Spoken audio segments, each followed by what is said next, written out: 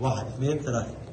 احنا متاسفين لدولة كرغستان ان احنا عملنا ان احنا عملنا مشاكل، وان شاء الله نعتذر جدا على اللي حصل، وان شاء الله هنمشي على القانون ومفيش اي مشاكل تانية، اي حاجه تانية.